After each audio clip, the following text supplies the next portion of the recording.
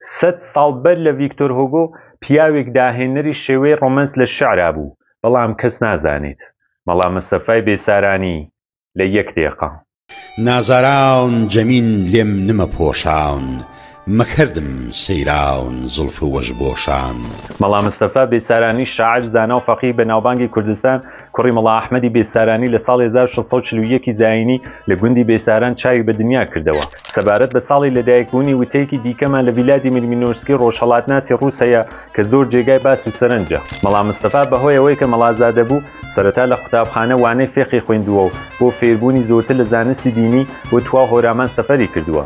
ماوەیەک لە نەوتشە و ماوەی زۆرتر لە پایگەلان و دواتر لە سنە خوێندنی تواو کرد. دوای ئەوەی کە بوو بە زانایەکی بێوێنە لە فێق و کەلام دەستی بە وانەوتن لە گوندە جیاوازەکان کوردستان کرد و وردە وردە بە خوێندنەوەی کتێبی زۆر هەست و توانایی شێعرگوتن لە ئەودا پەیدا بوو. بە پێی وتەوەکان ئەو لە گوندی پایگەلان ئەوینداری کچێک بەناو ئامینە کچی شێر محەممەد پایگەلانی بوو. ئەم ئەوینە وەها ناخی ئەگرێت کە تەواوی شعرەکانی پڕ ئەبێت لە سۆز و عرفان و ئێشی سەغڵەتی دووری و میل بە پێیگەیشتن.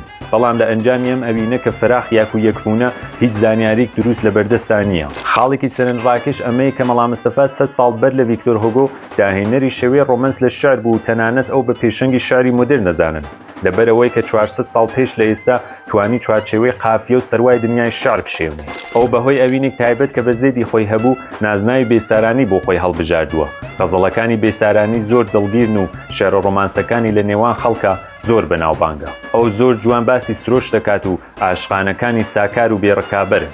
مەڵا مستەفا لە ساڵی 1702 زاینی و لە تەمەنی 61 ساڵان کۆچی دوایی کرد و لە گۆڕستانی نزیک بە شاری سۆڵاوە بە خاک سپێردرا. بۆ زانیاری لەبارەی مێژوو و ناودارانی کورد منتان فاڵۆ بێت. وەک هەمیشە من ڕووزبێ ڕاویە ناوداران و مێژووی کوردستان.